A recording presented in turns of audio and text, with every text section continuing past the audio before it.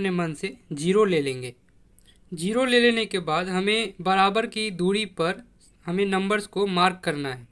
संख्या रेखा पर जितनी भी संख्याएं होती हैं उनकी दूरी बराबर होती है आपस में, तो उसके लिए हम क्या करेंगे, कंपास का इस्तेमाल करेंगे। तो इस कंपास को हम कितना भी खोल लेंगे अपने हिसाब से, जितना हमें अच्छा लगे, और उसे जीरो पर रखकर हमें ना ऐसे मार्क करते जाएंगे। जैसे एक यहाँ पे लगा दिया तो ये एक हो गया, उसी तरह यहाँ रख कर दोबारा लगा देंगे तो वो दो हो जाएगा, है ना। ऐसे हम जितना मन होगा हम लगा लेंगे। अब जैसे आगे लगाया उसी तरह पीछे भी लगा सकते हैं, लेकिन उसकी हमें ज़रूरत है नहीं तो लगाने का कोई मतलब नहीं। तो ये नामकरण कर दिया हमने, 1 2 3 4 ऐसे लिख दिया इसको। अब ये कंपास को जो खोलकर हमने नंबर्स को मार्क किया है, ये हमें तो ये नहीं पता कि ये सेंटीमीटर में खुला है या मीटर में, इसकी यूनिट क्या है ये तो हमें नहीं पता है। तो इसके लिए हम क्या करेंगे, इसे सेंटीमीटर या मीटर नाम ना देकर हम इसे यूनिट्स बोलेंगे कि ये इनकी बीच की दूरी सेंटीमीटर में है या मीटर में तो हमें नहीं मालूम। तो हम कहेंगे कि इसकी बीच की दूरी 1 यूनिट है, इसकी बीच की भी दूरी 1 यूनिट है। तो इन सभी संख्याओं की जो बीच की दूरी है वो 1 यूनिट है, यूनिट बोलेंगे हम। यहाँ 1 यूनिट लिख लिया है हमने, है ना, 1 यूनिट। अब हम एक पे 90 डिग्री का कोण बनाएंगे इस प्रोट्रैक्टर से, है ना, चांदे से एक पे 90 डिग्री का कोण बनाएंगे। तो इसे हम एक पे रखेंगे प्रोट्रैक्टर को, और यहाँ पे 90 डिग्री हम मार्क कर लेंगे, यहाँ पे कोई पॉइंट लगा लेंगे और उसे हम इस एक से ज्वाइन कर लेंगे। तो ये हमने मिला दिया इसको, और ये 90 डिग्री का कोण बन गया हमारा, है ना, सीधी रेखा है बिल्कुल। तो 90 डिग्री का कोण हो गया। अब इस पर हम 1 यूनिट ले लेंगे। ये कंपास तो 1 यूनिट खुला ही हुआ था, तो उसी को यहाँ पर रखकर हमने ऐसे आर्क लगा लिया, तो 1 यूनिट हो गया है हमारा ये। तो 1 यूनिट लेने के बाद इस पर हम नाम रख लेते हैं इसका, इसको ए कहते हैं, इसको बी और इसको सी। तो नाम रख दिया हमने, और अब हम AC को ज्वाइन कर लेंगे। AC को ज्वाइन करने के बाद हमें इसकी वैल्यू पता करनी है, इसका मान निकालना है, तो वो कितना होगा। तो हम ये देख रहे हैं कि ये एक राइट एंगल ट्राइंगल है, हिंदी में क्या कहते हैं इसको, समकोण त्रिभुज। तो इसमें जो 90 डिग्री का कोण है उसके सामने वाला हाइपोटेन्यूज होता है, कर्ण होता है। ये कर्ण हो गया, ये आधार हो गया, और ये लंब हो गया, है ना, परपेंडिकुलर लंब हो गया, ये बेस आधार हो गया।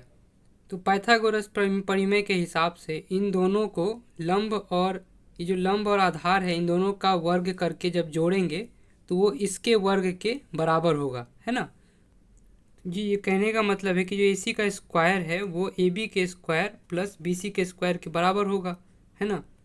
अब AB हमारा 1 यूनिट है, BC भी 1 यूनिट है, दोनों को जोड़ा हमने तो 1 का स्क्वायर 1, 1 का स्क्वायर 1, तो ये 2, AC का स्क्वायर 2 आया, तो AC कितना हो जाएगा, √2। तो AC कितना आ गया, √2। अब हम समझ पा रहे हैं कि हम अगर 1 यूनिट के अलावा कुछ भी और यूनिट 2 पे अगर लंब डालते हैं, हम 90 डिग्री का कोण बनाते हैं, तो ये बदल जाता हमारा हाइपोटेन्यूज, कर्ण बदल जाता हमारा, AC की जो वैल्यू है वो बदल जाती। अगर हम आधार 2 यूनिट लें और लंब भी 2 यूनिट लें तो कर्ण कितना हो जाएगा, 2 का स्क्वायर और प्लस 2 का स्क्वायर, तो 4 4 कितना हो जाएगा, 8, तो √8 बन जाएगा।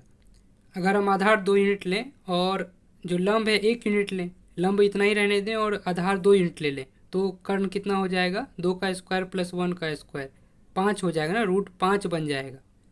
तो √2 बनाने का तो एक ही तरीका है हमारे पास, इसको 1 यूनिट लो और इसको भी 1 यूनिट लो। लंब और जो आधार है वो दोनों 1 1 यूनिट होनी चाहिए, तभी तो कर्ण जो है वो √2 आएगा। अब हम कंपास पे इसकी दूरी को लेकर इस संख्या रेखा पर पटक देंगे।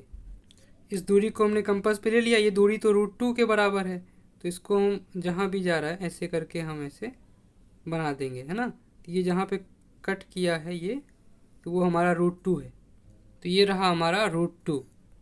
अब हम देखते हैं कि √2 की वैल्यू होती कितनी है, तो इसके लिए इसको ऑन करना पड़ेगा, ये रहा ऑन बटन, और इसमें हम √2 लिखेंगे, √2 और इक्वल किया तो ये 1.414, ये इरेशनल है, अपरिमेय है ना, तो ये कभी ख़त्म नहीं होगी वैल्यू।